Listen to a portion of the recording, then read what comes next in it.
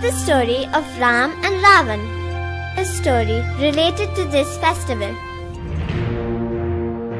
Thousands of years ago, in the city of Ayodhya, there was a wise and good king named Dashrath who ruled along with his 3 queens and 4 princes.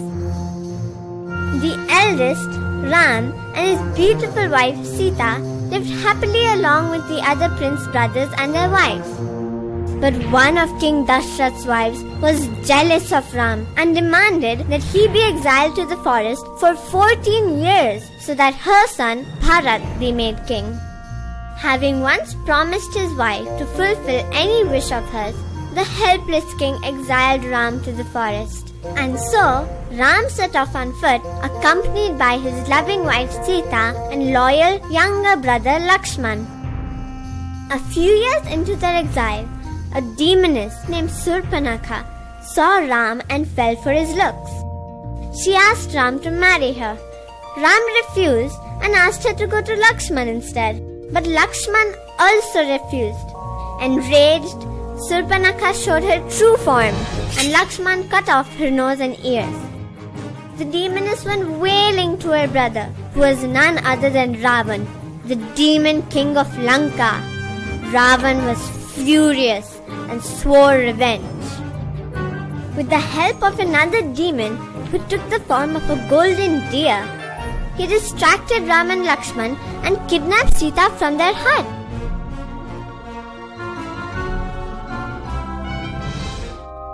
When Ram and Lakshman returned, Sita was missing. They realized that something bad had happened while they were gone and immediately rushed to find her.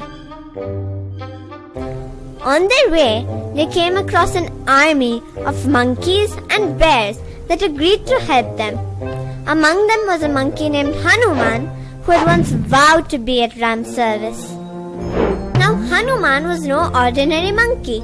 He could fly over mountains, change size at will, and had superhuman strength. He had the power to leap across oceans in a single stride. So obviously, he ended up being Ram's strongest ally. It was Hanuman who finally found Sita, imprisoned in one of Ravan's beautiful gardens. Hanuman reassured Sita that Ram would be here soon to rescue her. He came back to Ram with Sita's whereabouts, and the army of monkeys, bears, and men marched to Lanka. Soon, a great battle started between the 2 mighty armies. And Ram's soldiers managed to kill all the demons except one, Ravan.